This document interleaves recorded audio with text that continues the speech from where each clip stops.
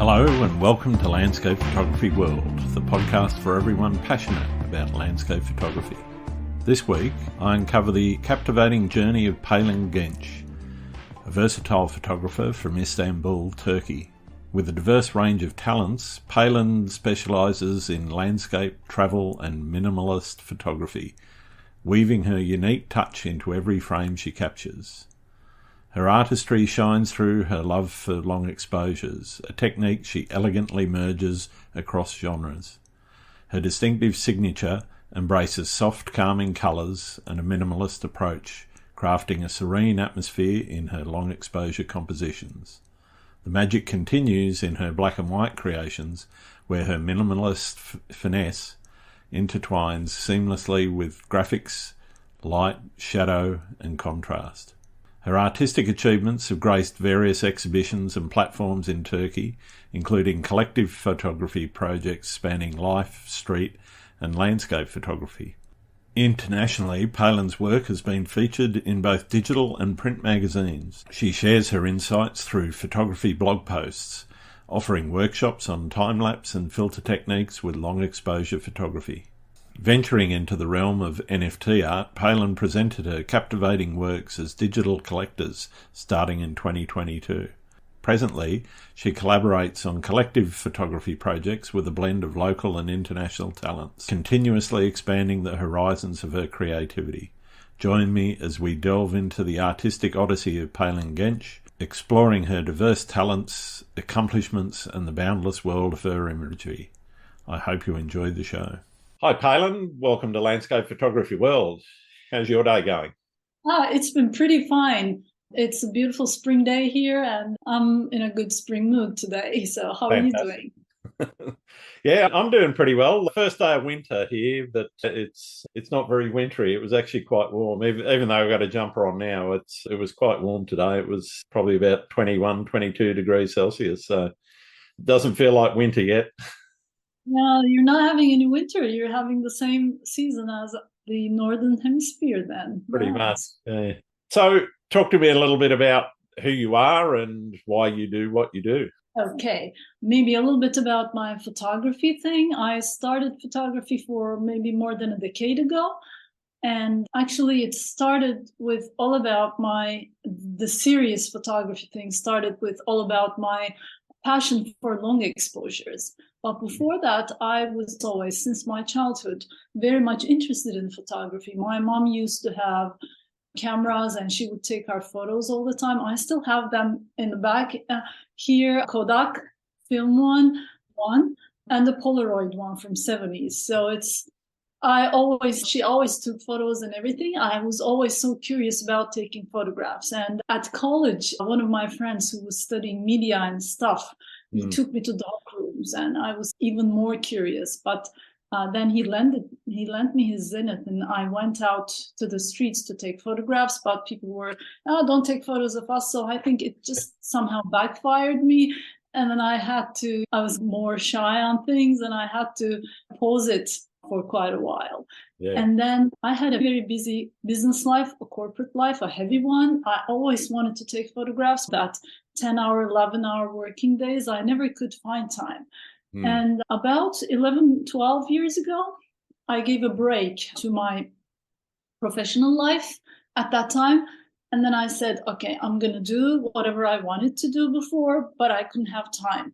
So I was very much into photography, reading everything about photography, gears and how to learn photography and things like that. And I kept seeing all those light trails and floating clouds and silky waters. And I was, oh my God, how am I going to do that? Because at that time, most of the Turkish photography was a little bit travel photography, the countryside photography, and portraits. This was all a modern and new thing. 10, 15 years ago, I kept reading a lot of international stuff and tried to catch things online and everything. And then I would take my camera with me and then go out and practice every day. It was like, I want to do this. When you go to a restaurant, you see a delicious dessert and you want that. It was like that.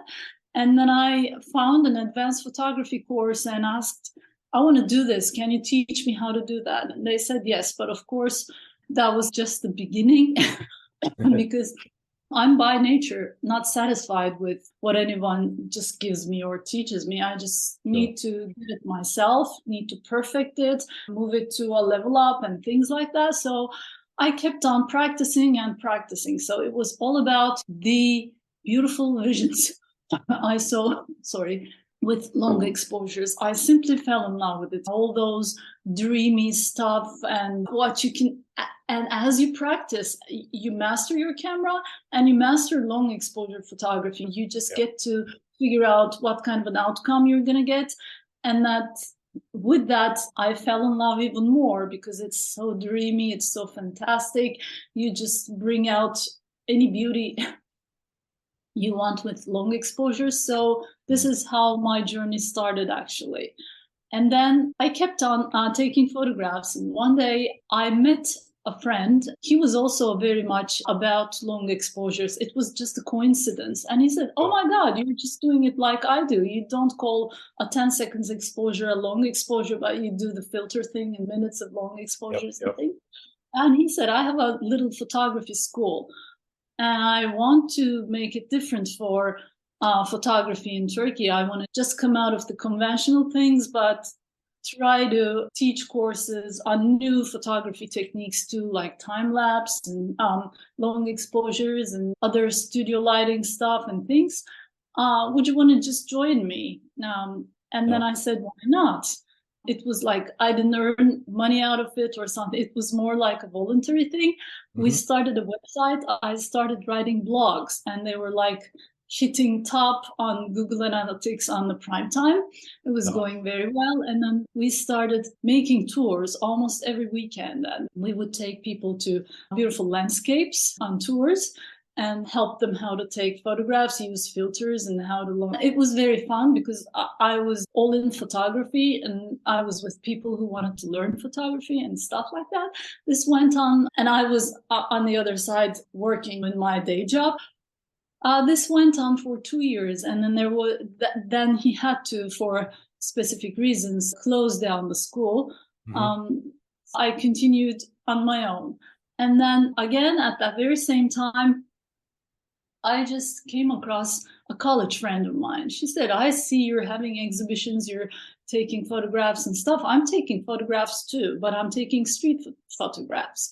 And we're going on workshops abroad. Would you want to join us?"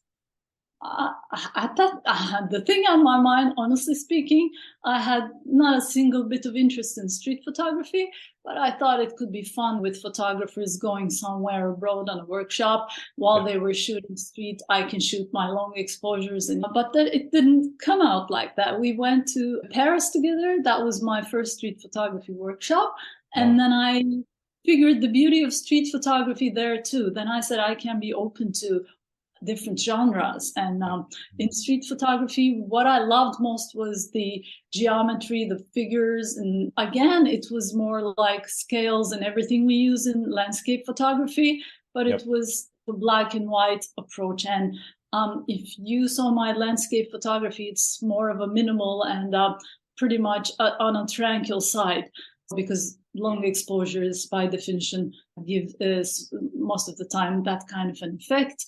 So I used that style and embedded into street photography to the extent I can. I'm not a pure street photographer or anything, and most of the time I find some of these street photography styles not fitting me, but this part is what I use from landscape photography into street photography and blended them.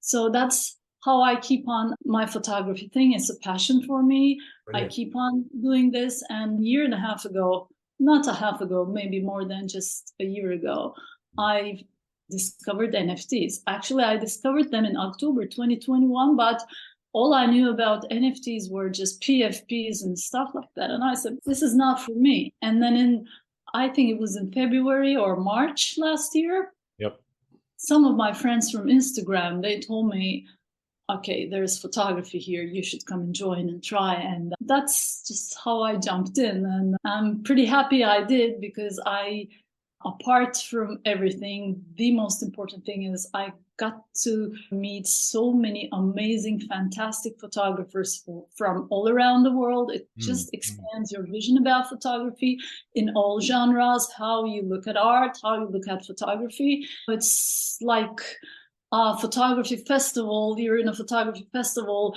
24 hours a day, so it's fantastic. That's the reason I love it the most, and the reason why I'm staying in NFTs, actually. So I talk a lot. That's pretty much about me, shortly.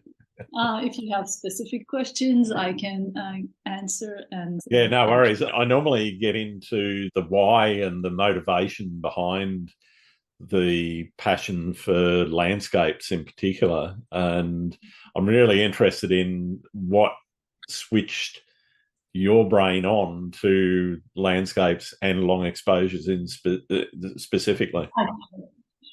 To landscape specifically, I'm a fan of nature. Sometimes when I see a tree, I just want to go and hug the tree. I practically spent all my summers inside the sea from 7 a.m. to, I don't know, until I go to bed in my old childhood. So I'm pretty much of a fan of nature itself. And I love beauty. And I love how beautiful the world we live in is, actually. From all our daily hustles and all the problems we have in living in big cities and stuff, we forget to see all this beauty around us. But in essence, the world is created as a very beautiful place. Each and every city, each and every part of the world has its own beauty. And the reason why I love landscape photography, landscapes are the most untouched part of it. And I just want to, it's when I take the photograph of those landscapes, it's just somehow hugging that landscape, or kind of feeling it all together. And that's what I love the most. And I want to show that beauty to everyone. It's more like trying to share that beautiful feeling I have with everyone. And the other reason is, I think I want to display beauty. This can be aesthetics, this can be beauty, elegance, anything. The way you call beautiful is different, but all I want to do is I want to spread as a feeling that beauty, the beautiful world feeling, because in our daily lives, we really forget about it. And I think that's a gift. The beauty of this world, the beautiful parts of this world is a gift. And I think because I love it myself that much, I want to display it. Landscapes are the perfect thing for that. And I love traveling a lot. Whenever I travel, whenever I discover a new landscape, that's also another passion for me. These are all, it's like a net. It's one knot and the other one comes in and goes on like that. And long exposures, because they are dreamy, because they are also, I think, some kind of the ones I do are more tranquil, more thoughtful. And again, it is a way of maybe finding a way for me to find peace in my old stressful and in this noisy and all kind of world. It's a different approach. Maybe most of the artists I see try to show the reality, or sometimes the bad things going on in the world and stuff. But on the other hand, I think we see it a lot. So I want to show the beautiful parts that we neglect to see. That's the major reason why, I think. So it's all about my passion for going back to the beauty and the nature. Yeah, I think you've been very successful at that in looking at your portfolio and your Instagram feed, etc. Do you find it's important to plan your shoots or plan what you're doing, or do you tend towards just going for spontaneity and just going out and doing what you want to do when you want to do it? I think it's important, but of course, even if you do a research beforehand, if you do a research the day before, the hour before, the things might come out differently because it's all about the weather. But mostly what I do is I try to do a research before I go to that place. If it's a close place, I try to go to that place a day before or some few hours before and try to see what kind of angles I can find, or what the sunlight is going to be like if I have such luxury, sometimes you don't. You just, when you're traveling, you just go there, you have 2 days and you come up with all you can. But if I have that luxury, I always try to do that. And I always try to understand at what time of the day, which place looks like what. Yeah. And so I go there early if I can. I just set my gear and everything. I prepare for it. And then I always take a few demo short exposures, see what the frame is going to look like. Yep. And also I take a few long exposures of the same frame, just in case you have some kind of a sudden light change during a couple of exposure, or some kind of a focusing problem or something like that. But I just do research on that place if I can. But even if you do, it's, there have been so many times like that. I'm going to take this place at this time of the day, and then all of a sudden it rains or comes. You don't get the sky you want. Yeah. A terrible cloud, and you lose all the light and stuff. So you try to make the best of what you can while you're traveling during that time period. Absolutely. What's your approach to photography as it relates to experience? So that experiential photography, which is, as you said, quite common in photography, in the photography world, and how that sort of transcends into artistic modes of photography. So when did that start for you? When did you actually realize, it's not about just taking the pretty picture of what's in front of me. I'm now actually starting to generate art out of my photography. Okay. I think that started with the mentor I had in street photography, because he's a real artist. Although our genres are totally different, our approach is totally different. The way when we look at a frame is at the same place at the same time are different outcomes. Because he's an artist, he didn't teach me anything about photography. He just taught me how to see things from an art perspective. I think that's what I gained from him. So he just gave me that vision. And I think that's when I started to think that a good photograph doesn't always mean an artistic one. You can come up with a perfect technique of the photograph. When you look at it, you put it into competition or anything, it gets 100% perfect technique, but it has to have some kind of a feeling of your own, or some kind of a style. So whenever people look at your photographs, they should by its colors, for example, or by its style, or by the feeling it gives. They should be able to say, okay, this is her photograph. Yeah. That's her colors, or that's her peaceful scene and stuff like that. They should be able to recognize it. So this is actually a part of your feelings or your own nature, some kind of reflected to photography. I think what I call an artistic photograph is this one, not just trying to come up with different messages or something, because I believe the beauty is in the eyes of the one who sees the photograph. So absolutely. Everyone can think of or can feel something different, but if you can reflect how you feel, and I think, or your style, if it can be somehow ingrained in that photograph, there comes the artistic part of it, I think. And that's how I started to look at photographs like that when I met him and when he was my mentor. I think that's pretty much those street photography workshops gave me, in terms of seeing photography from a different perspective. Yeah, okay. I'm interested in digging into that a little bit deeper and understanding how some of those elements of street photography have bled into your landscape photography now. Not the street photography, actually, but the way seeing things, from the way of having your own style, the way of reflecting your feelings into your photographs, not just taking a photograph which is perfect in terms of techniques, or but also it's not the branding, but there is something every photographer loves. For example, I love soft colors. I love dreamy scenes. I love simple or peaceful stuff in my photographs. This is what I love.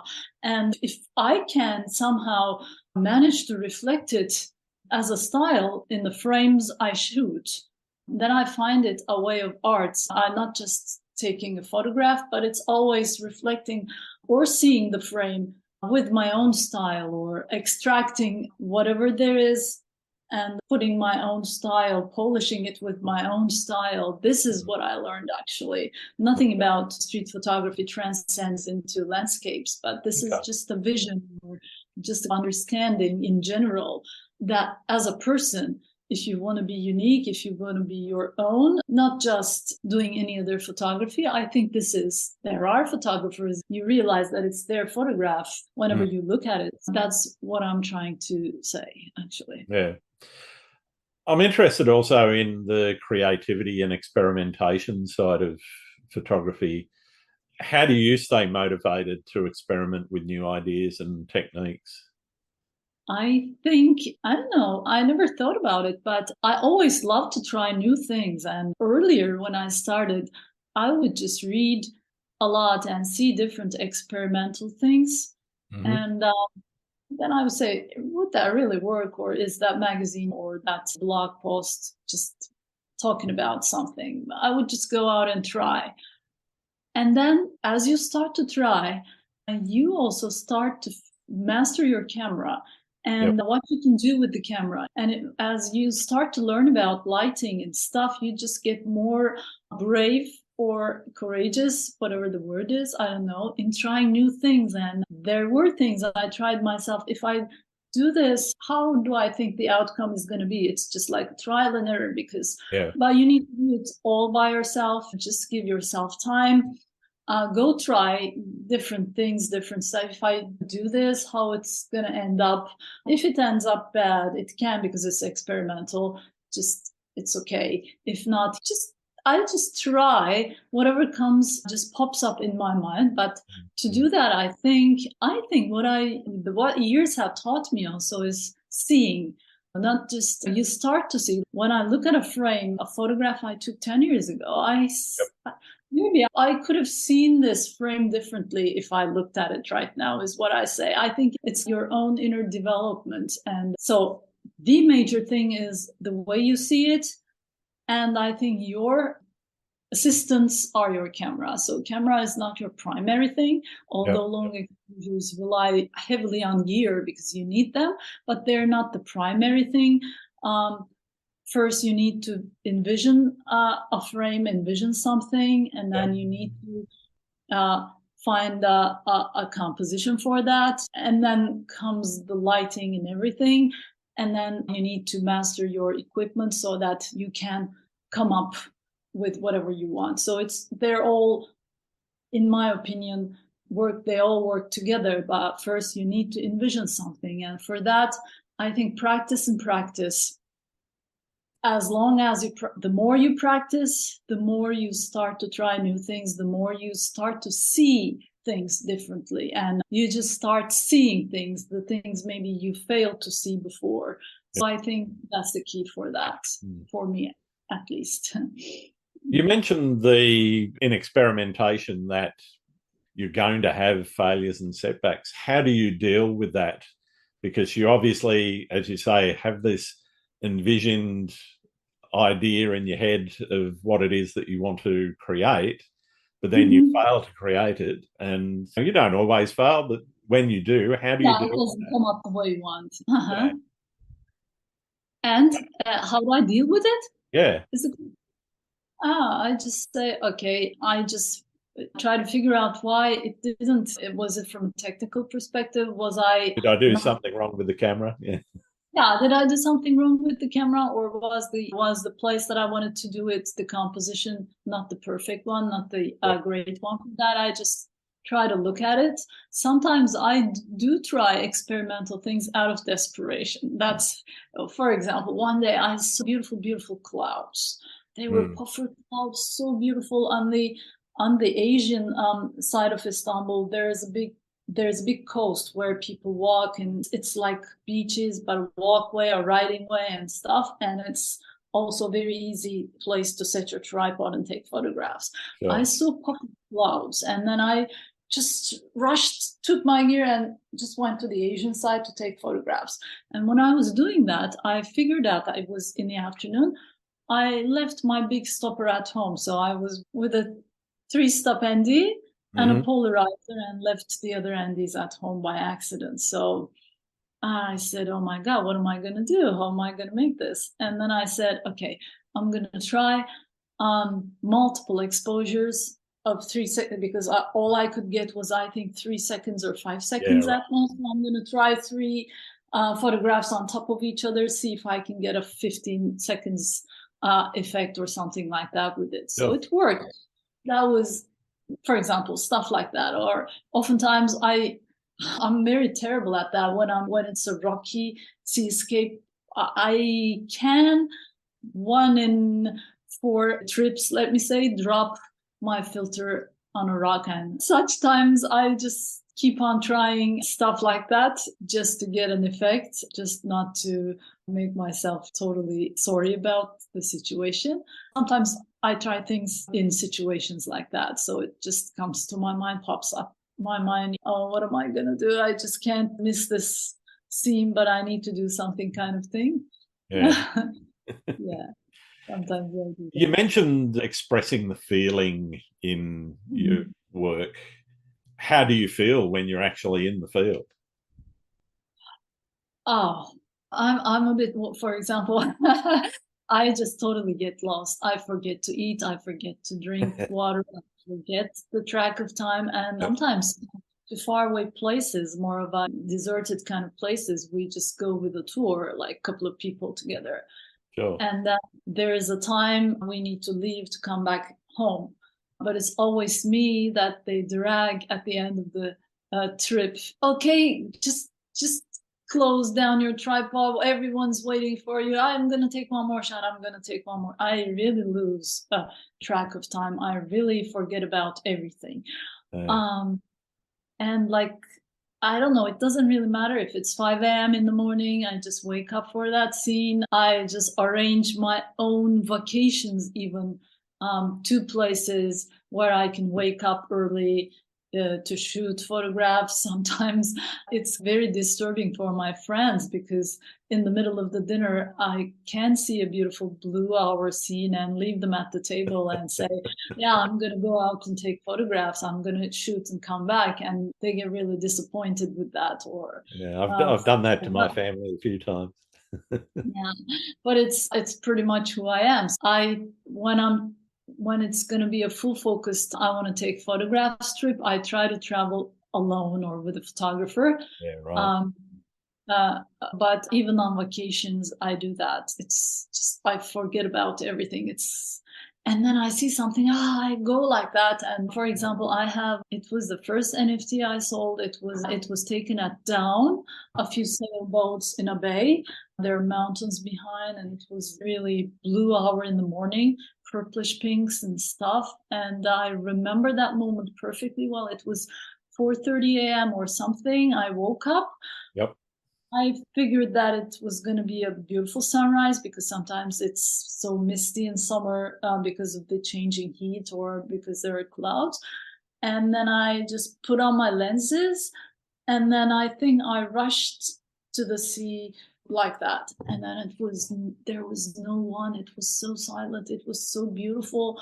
And it was like all those beautiful colors. And I love sunrise, because it's like, you just wake up to a new day, everything refreshes itself. It was so beautiful. I just set the camera, but I just was so amazed also watching the view. And then I took and I was taking that photograph. I think it's 5 or 10 seconds, I don't know. And I knew, that's again experimental, I knew that if there would be a little tide, one of those boats would just shake and move, and it was all going to be ruined. So when I was taking photograph, I was just praying like that, please don't move, please don't move, please don't move. No, and because it was 5 a.m. in the morning, I just managed a short, long exposure.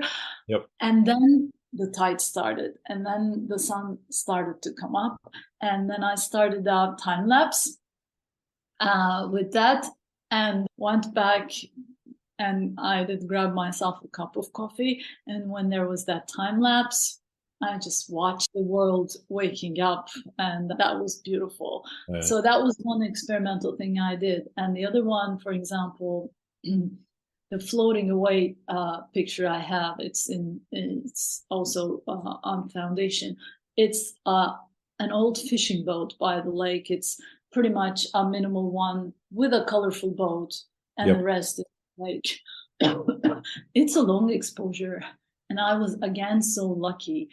The thing about that boat, it's just a colorful old boat, you might say, but in that fishing village, it's a very famous fishing village. Yep. All the fishing boats are dark brown wood. Okay. So when I went to that village, I said, oh, how dull this is. How am I going to take photographs? There is no color in here. And it's a lake. And then I saw that boat. It was colorful. I think it was somebody left it out there. So it was kind of torn up. And it was a little bit stuck in the mud, the front part of it. It doesn't really show on the surface of the water. But I said, because it's stuck in the mud, there is a possibility that the water, if there's no wind, it's not going to move. And I can try for a long exposure. And if I do, I can come up with a beautiful minimal scene. I'm pretty sure about that. So it was, for the angle, I just had to do some kind of acrobatic moves and set the tripod in a very weird, stupid place. And it worked too. It's really low tide, no winds, and it was half stuck in the water, so it didn't move. So this is, you just try out. Sometimes it doesn't work. There is a wind and it just floats all your scene away. It's, you just try and come up with something or not. Nice. How do you define success with your photography? I don't define it like many others do with sales or with stuff like that. I define it with, if I like that photograph myself very much, if I can somehow relate it with myself after some time passes, and if I look at that photograph months or years later and I still love that photograph, just the moment I loved it when I took it, I think I define it as success, which means timeless, which means I still love it. I still have the same feelings for that photograph. Yeah. And I think that's what I call success for my own self. And the rest is very subjective, because any sales or anyone else loving your photographs or not, those are very subjective things. But the main reason why I do photography is to express how I feel, and it's more of an inner thing for me. And if I can maintain it, if I can somehow maintain it and sustain it, so that's success for me, I think. Fantastic, fantastic. How do you think cultural and social perspectives influence the way that we perceive and take photos of landscapes? I think it cultural and social aspects. The way it affects me most is maybe gender differences, because as a woman, it is very difficult to travel to many deserted places or beautiful landscapes on your own. Yeah. I find it sometimes hard from both maybe from your physical strength and also from security reasons. Yeah. So I think, and in more conservative cultures, this becomes even more difficult, I think. At times, I try to, if I want to go to places like that, I often travel with company. Yeah, travel with friends, other photographer friends. If I travel alone for landscapes or for any kind of photography, it is mostly to places that I find secure, that I find that I can feel safe on my own. Sure. Because I think that affects a lot how you do photography as a woman. And I don't know how it's going to change, because many things have to change for it. So it's Absolutely. Much easier for me to take photographs in Europe in comparison to different places of the world. I don't know. And I think for landscapes, also from cultural perspectives, people need to learn. That's what I try to do all the time. Yeah. If you're traveling to a foreign country or to someplace, even to a city in your own country, you need to learn the cultural values of those people. Even if you're going to take landscapes, it is about the respect to their lifestyles. It is about how they see those places, how they perceive those places, and the way you act or any of your behaviors, even if they're not intended for any kind of disrespect or to disturb anyone, can be perceived like that. So before I go there, I try to learn those aspects and try to be very respectful to everyone's own lifestyles. Actually, I try to understand it. And being a Turkish person, we have a centuries, millenniums old history in the land we live. So I value and a blend of cultures. It's a blend of cultures, of civilizations, of religions and everything. And I am a fan of cultural heritage and history. And I value a lot of all our cultural and historical, the richness in my own country, for example. I love to show it to the extent I can. And I respect it a lot. And I would actually, sometimes I get disappointed if I see people not figuring out the value, the cultural value it has in it, the historical value it has in it, or if I see people not respecting it a lot. This is also another motivation for me, preserving, somehow archiving that cultural heritage in my photographs. Absolutely. I love it a lot, yes. I think what you've said there is quite important, particularly for places like Turkey, where you're on that crossroads between Asia and Europe. You've got elements of both sort of cultures there. You've got the history of the Silk Road and trade routes and everything that flow through there. And I think that richness that's there is, as you say, really important to try and preserve and to archive. And I think a lot of people, even here in Australia, which is quite a westernised country, we have our own ancient history with Aboriginal people and the landscapes and their relationship with the landscapes. And to me, it's really important to capture some of that in your work so that people, as you say, can actually start to understand it. I've never been to Australia, but all the photographs I've seen, I am so amazed with the landscapes in Australia and New Zealand and the aubergines, all of that. And I want to do it one day, travel. I actually, my plans for 2020, starting from 2019, were to travel to Far East and to Australia, and I was going to start with Bali in February 2020, and then COVID happened. And then I halt and pause all of the far travels.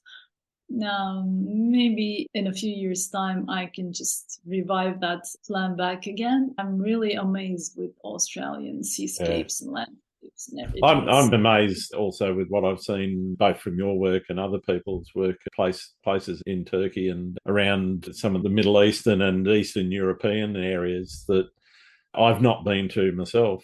And as you said, my wife and I, we actually planned to do a Silk Road trip from Western China all the way over to Europe in 2020, but that didn't happen for obvious reasons. And I'm not sure when we're going to put that back on the agenda, but because we've got on to other things since then. But I think it's wonderful sharing those locations as much as people can. Yeah. I used, when I was a kid, because there was no internet and stuff, we used to have all those atlases and National Geographic magazines in our homes. And I used to flip their pages all the time, a lot, so many times. And I would love those ocean photographs and those little islands. I think they were at that time taken from helicopters because there were no drones and stuff like that. And there were all those foamy waves just, surrounding the islands and all those rocky landscapes and stuff by the sea. And I think maybe I was so amazed with them. I just thought I just want to travel and see those places. But because things were not so online and everything was not so easy when we were kids, I thought that was some kind of an impossible dream to achieve or something like that. Yeah, But today it's pretty much easy. We're not just that young anymore, but we can still do it, I think. So definitely. Where do you travel most? What are the places that you keep going back to, both in Turkey and also outside? What locations keep calling you? okay, in Turkey, I love the West Coast. Mm, I love to travel the West Coast because on the West Coast you can find seascapes, yep, landscapes, and also very ancient cities. And I love a few cities in the southeastern part of Turkey, but I don't think I'm going to be able to travel there for a while because after the earthquake. The reason why I love it is because there are also a mix of cultures, of civilizations and stuff from years and years. And I am a fan of Istanbul. I discover places. I do photography projects. Some of them are documentary, some of them are more cultural heritage related. That's a couple of yep, photographers. We come together, we do it. It's just to be together with photographers, but also to maybe archive things and stuff like a lot more life related things. And I discover places in Istanbul that I haven't seen before. And some of the landscape photographs I took them in Istanbul, and no one can believe it because it's a big city with almost 20 million yeah, people now, yeah. and 16 people, and it's noisy and it's crowded and stuff. How did you come up with this photograph? They say, and I say it's just right in front of your eyes, and you just don't look at it. Um, I love taking those photographs, and abroad. I love the Adriatic Sea, so I love to travel to Balkans a lot. It's Mm, mostly Montenegro, Croatia, and I am a fan of those countries, their landscapes. They're pretty much untouched. yeah, And I just rent a car. They're so easy to travel, and there's a beautiful coastal road. And nice. it's 1 to 2 hours flight from here. Yeah, So, and the countries are small. They're pretty much similar in climates, and there is no time zone difference. So it's easy to adjust to those kind of things. And I love the fact that the nature is untouched. So I just put all my gear in tripod and everything on the back of the car. I just travel and stop wherever I want, take photographs, keep on traveling. And I love visiting those two countries a lot. Yes. yeah, fantastic. Among all. In terms of lifestyle, where does photography fit? Is it a full-time thing for you now, or is it still something that you do and try and fit in between work and family? It's pretty much of a full time. It's turning out to be a more of a full time thing for me right now. I still need to back things up financially with other Yep, stuff, yep, but to the extent I can shift it to full time photography, that's what I want to do actually. yeah, yeah. Um, So the Because plan is to eventually yes, yes, just work in photography. Yeah. yes. How's the plan going? Is it working so far? I think it was working, but it was very much posed by COVID. And right now, I started to revive it again, and I had some kind of family stuff I had to take care of in the past few months. It's been sorted out so I can have my own time. So I'm planning on starting workshops Yeah. of long exposures using filters and stuff like that, little by little, and then shift to some kind of a full-time thing with photography. Um, this is what I'm planning to do actually because of COVID. I had to pause it because nobody was very much into going out to places, coming close to each other and stuff like that. Sure, sure. But right now, I think is a good time for their comeback. Yeah, yeah. What's the most memorable experience you've had taking photos? Okay, there's one. That was once I was traveling to. Oh, by the way, I also love traveling to Greek islands close to Turkish coast. Ah, They're okay. also my Yep, favorites. yep, Uh, because I get to have vacation during the day and I get to take photographs early in the morning and in the blue hour. And I think it was the first time I was traveling to that Greek island. It's actually very close. It's half an hour's ferry from the Turkish coast. And it's a big island relative to the other ones. Yep. But also a very undeveloped one in comparison to the others. And I know that many people from the Turkish coast even take day trips there. They go there, eat and come back and stuff. So all the southern part of the island is full of Turkish people. Right. And I said, I'm not going for dining and stuff or vacationing with Turkish people, but I just want to go out and take photographs. That's why I want to try the northern side of the island, where there are very few people because the roads are not that good. So most of the time people don't travel up that much too. And I arranged a hotel for me on the northwestern part of the island. And they say that was also the village Homeros was born and stuff. I thought I could find, again, something cultural with that. And the hotel owner just described me how to drive there. Just take the road from inside the woods, inside the pine forest, not the one on the coast and stuff. Okay. And then I rented the car and loaded things on it. And I was driving. She said there is no reception until you get close to the hotel. So just follow how I describe you the road. And when you get reception, you can use Google Maps going on. And I said, okay. And then when I had the reception, I was also seeing the sea. I just followed it, but this just led me to, I think, a beach, a bay before the hotel. And that was the road. And all of a sudden, in the middle of the road ended, and there was sand, and the car was stuck in sand. Wow. And it was deserted. And you have reception, and you don't have the reception. And I think it was coming close to noontime. Noontime means 38 to 40 degrees in summer in such an island. And I didn't know what to do because I had no reception. I couldn't take the car out of the sand. I couldn't leave the car because I didn't know where to go. And I said, okay, I'm going to melt here, turn into some kind of a jellyfish and whatever. And then I saw two old men, 75 years old, I think, on the beach. They just came and put a sun umbrella and opened up their chairs and sat. And I rushed to them. Maybe they were Greek grandpas, and they spoke not a single word of English, so we couldn't understand each other. No Turkish, no English. I was again disappointed, went back to the car, just said, okay, I just don't know what to do. I was just about to cry. And then it was like in a cowboy movie, the heat comes up, it turns into a steam thing, and then it was like that. And then inside that came a truck.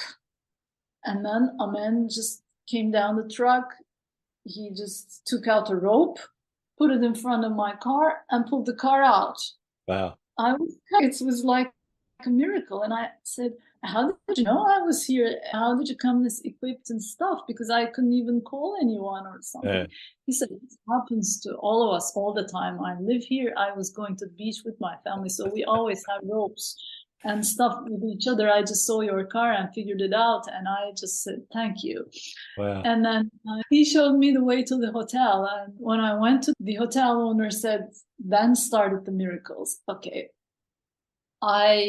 Because you told me that you were a photographer, I upgraded your room to one with beautiful sunrise. And it's not a room, it's a suite, she said.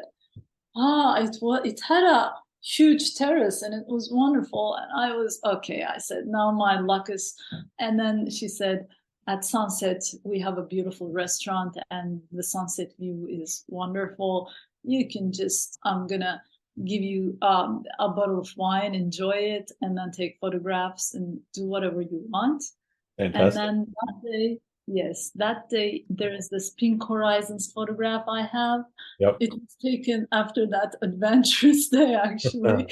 I was trying to relax at the sunset after all this adventure and things, and I took that beautiful photograph. So each and every time I look at that photograph, it's actually some kind of a photograph. It just makes me relaxed so much, but the background story has all this stuck in the sand and getting no help and That's stuff. marvelous.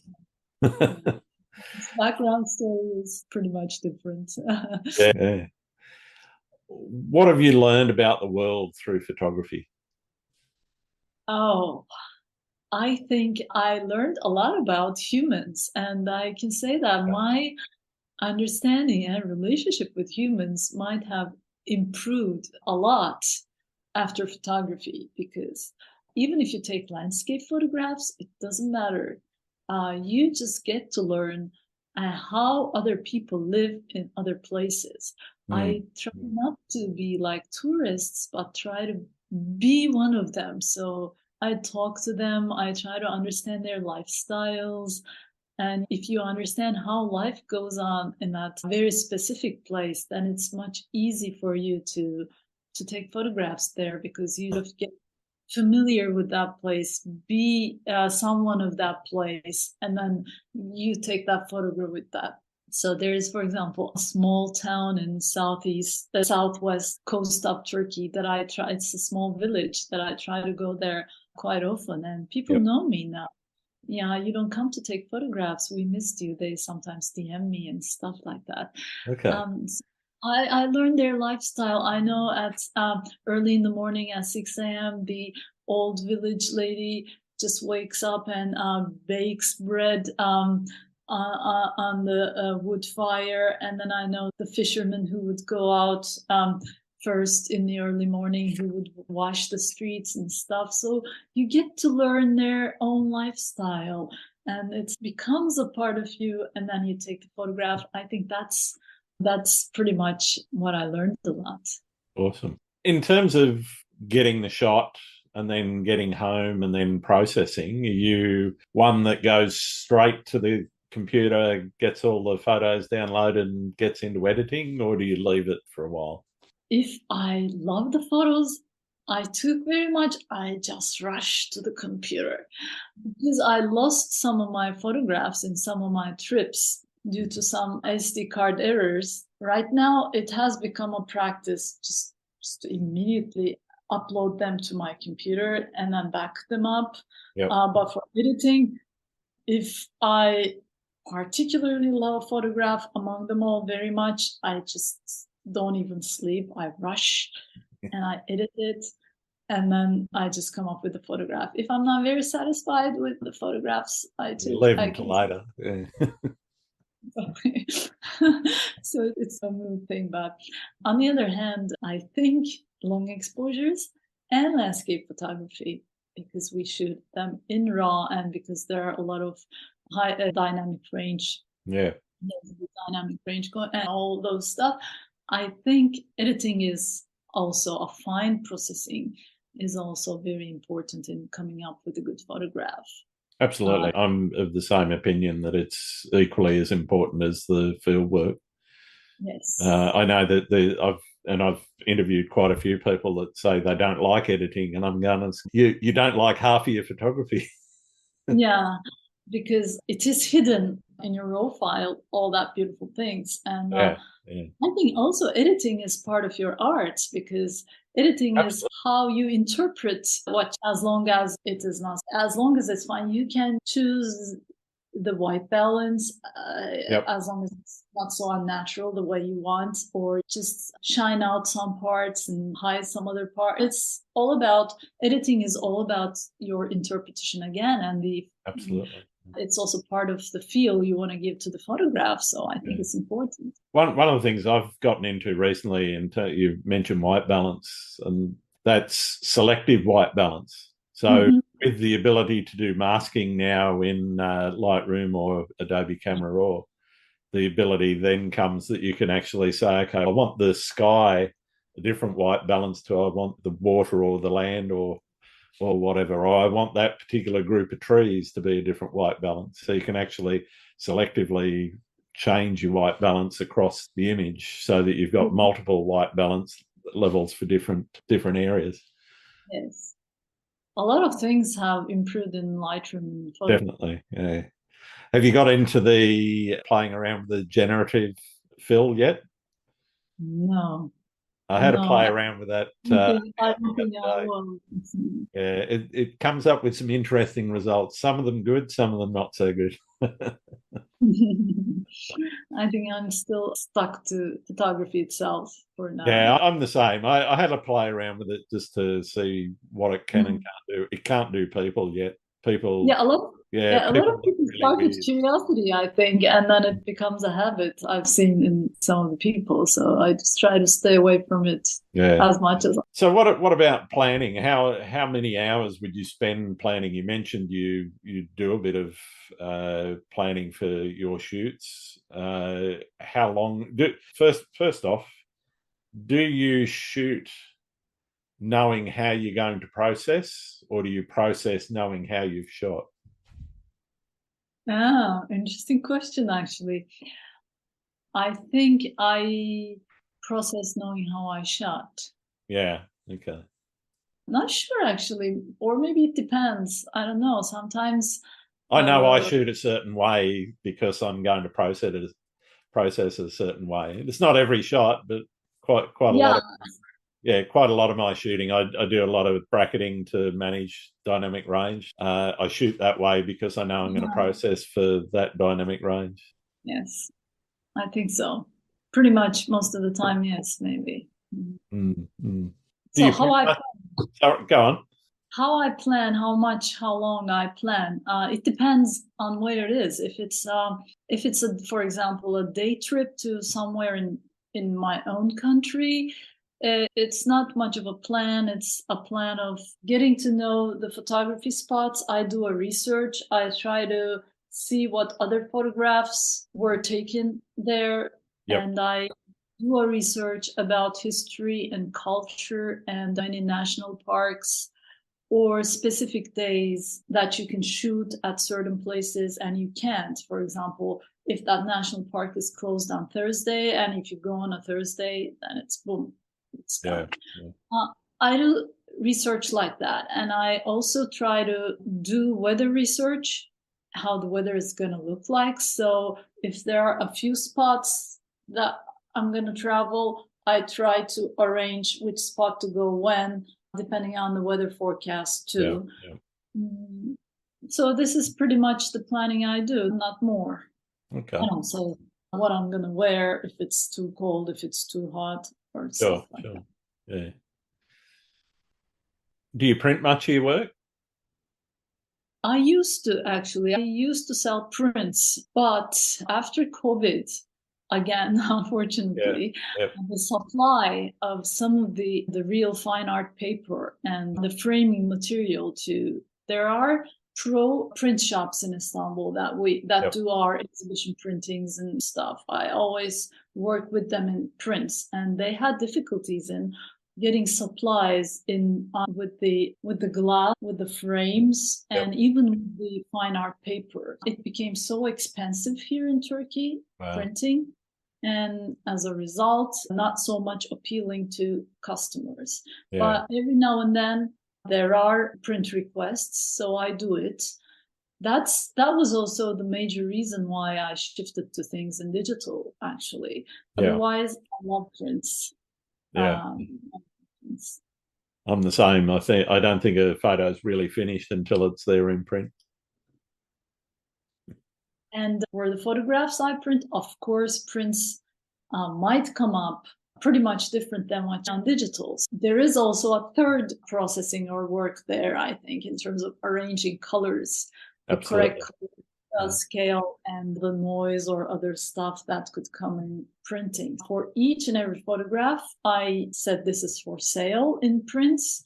I make demo prints of the photograph in Yeah. different, because also with different fine art papers they come up in different colors. Like if you Absolutely. come up with a Barita fine art paper, then comes a different color. With a William Turner, it comes out yellowish and stuff. So it's, you need to try each and every different paper type Mm. photographs. So I just prepare them with small prints, see if I'm satisfied with the prints with that kind of paper and this photograph in digital.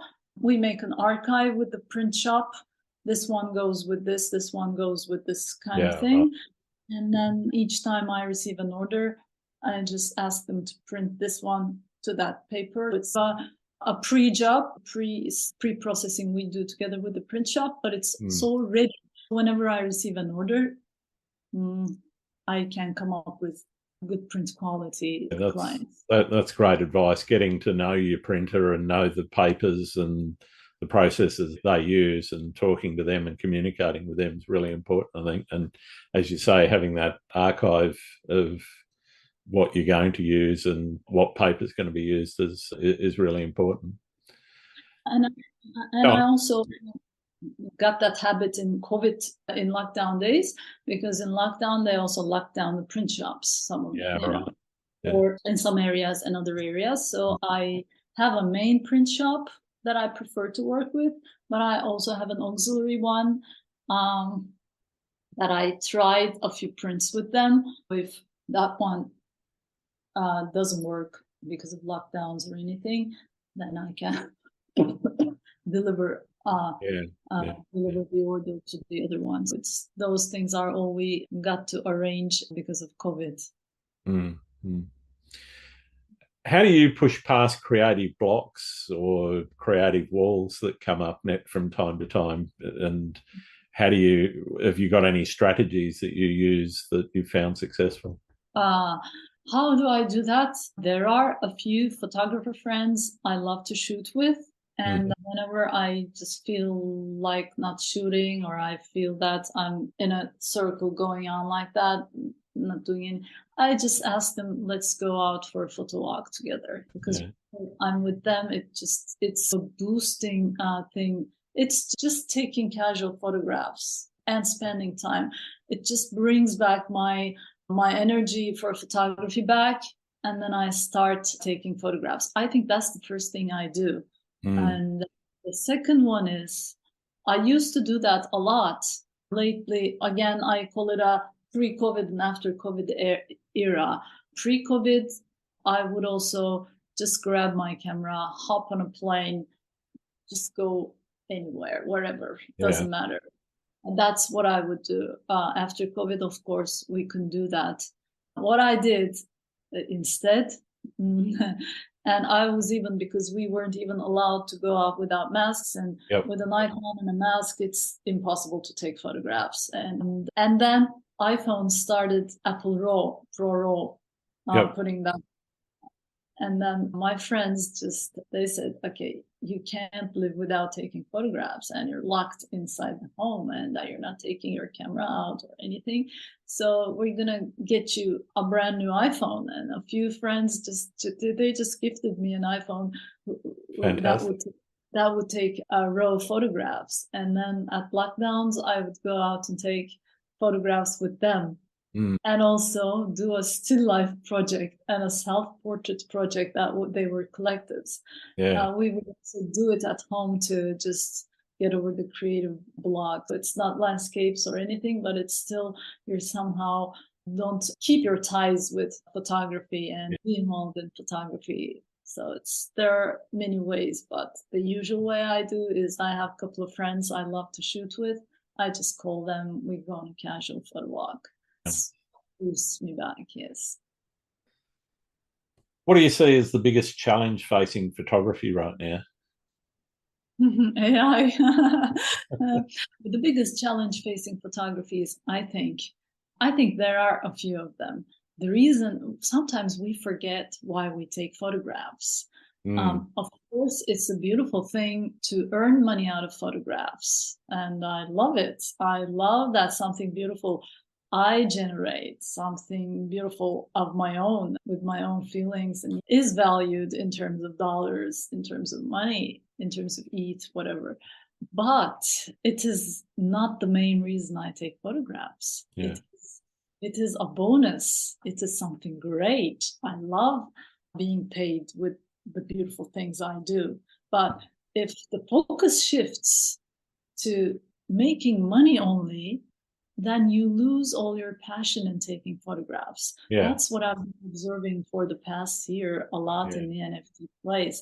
I see my friends whining. I just don't go out and take photographs anymore or stuff like that, because the focus has shifted now to all selling.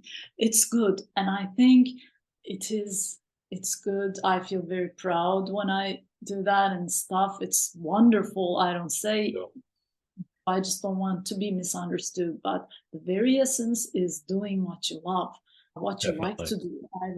I think this could be one of the major dangers to photography. And unfortunately, AI, of course, an AI photograph, I don't call it even a photograph, is not a photograph, because it is something you have in your mind and you just say it to a computer, which that computer is man-made also, and generates something to you. I don't know. I don't think they can be replaced, or they can just, it doesn't mean photographs or anything, but I'm afraid some people don't know the difference, or even if they do, they might prefer the AI one around. And so photography is not just pushing the shutter. It has so many things involved in it, and that's why I respect each and every photographer and each and every photograph. It could be my style. It might be totally out of my style. It doesn't matter. It has a lot of things that specific photographer put in it. So it deserves a lot of respect, and it's just one single moment that I don't think you can ever replicate again. No, definitely not. That's why it's unique, and you can't replicate it again. And if anyone else would just stand right next to you and you would ask them to take the same photographs, they couldn't come up with the same one too. So it's pretty much unique, and that's why it deserves a lot of value, a lot of love, a lot of attention. And what's danger is that this kind of respect, love, or value, appreciation maybe is not really figured out. Yeah, definitely.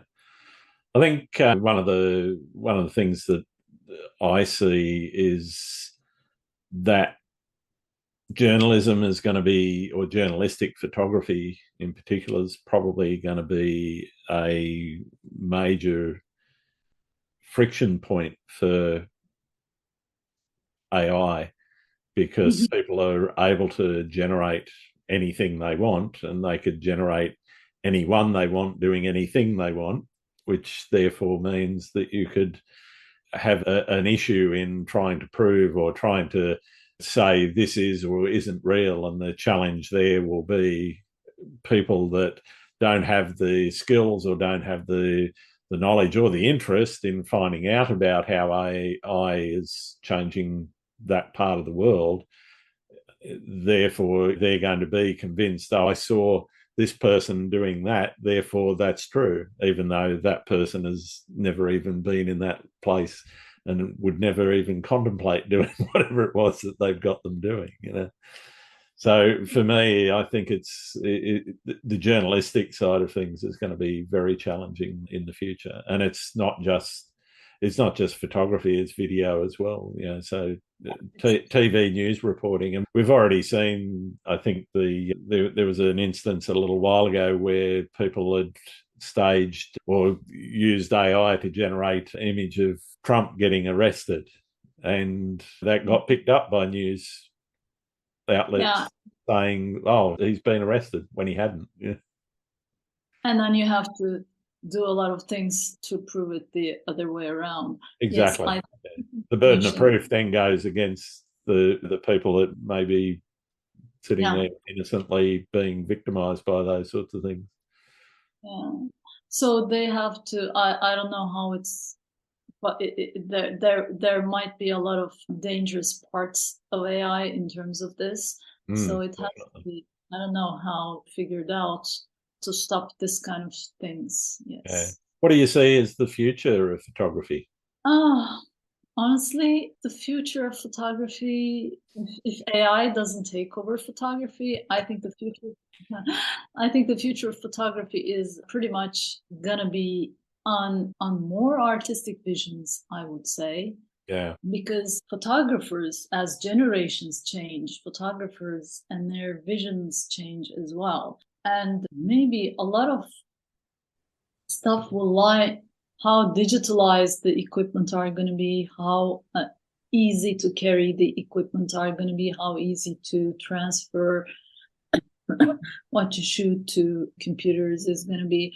I yeah. think a lot of investment in photography is going to be done in that. And drones have been a thing. Maybe Mm. it can be even more of a fashion in the future because it's people love to take photographs from Yeah. high above. If if AI doesn't take over photography, I think it's going to be going on like that and reflect more of the views of the younger generation. I think Yeah, they're definitely. yes. Yeah. Are there any photographers out there that you think I should be talking to on the podcast? Ah, landscape photographers. I mean, Yeah, just I one or two. I love as a landscape photographer Armand's photographs a lot. Armand Sarlan, you know Yep, him. I know Armand. Yeah. Yes, I love his landscape photographs. And Mm. John Podesta, if you haven't talked to him, he has Oh, I haven't beautiful, spoken to him yet. Yeah. he has beautiful Italian landscapes that you should be talking to. And if we're limiting things to landscape photography, um, I have a couple of other landscape photographers. There are Irish ones, Paul Hmm. Killian, the Scottish Paul Moon. They have beautiful landscape photographs. Yep. And if we're extending the genres, there are even more photographers that we Yeah. can talk about. I don't know if we're extending it to, but you're not, right? It's pretty much focused. Landscape, seascape, cityscape, astro, street creeps in there. Astro Mustafa Aydın, he's a Turkish photographer friend of mine. He Okay. has top-notch astro photographs. And just like Gianluca Enrico Fossati, he's also an Italian photographer. Yeah. He has photographs. These are the names that come into my mind, landscape Fantastic. photography. Astro, yeah, you should just try and talk to them. Their photographs are beautiful. Thank I you can very send much. you their Twitters if you like. Yeah, that'd be brilliant. Okay. I've got one more question for you, and for many of the listeners, it's the most important and probably the most divisive issue in photography at the moment. Do you like pineapple on pizza? No, pineapple on pizza is. I didn't think you would. No, I I, enjoy my Turkish pizza, and it's definitely there's no pineapple. I, I like the real Italian pizza, but pineapple on pizza, is it a thing in Australia It or is a thing something? in Australia, yeah. I know a couple of friends living there, they say they love it, and Yeah, I'm sorry, I don't. I'm pretty much of a old school Italian pizza person. fair enough, fair enough. All right, thank you very much for taking the time to talk to me today, Palin. It's been really great getting to know you a little bit better. Where can people find your work? Okay, people can find my work as NFTs on Foundation and on Sloika mostly, Mm-hmm. and also on my Instagram. I have a website. Uh, I used to write blog posts of my travels on a blog post in Turkish because I had a lot of Turkish audience that loved reading it. But lately, I also had an English version of the website too. This year, I'm planning on starting blog posts in English, so that many other people I can have reached to many other people that are not Turkish. I briefly summarize where my works are on my website, Sure. but mostly they can reach them through my link tree. That's also on my Twitter profile.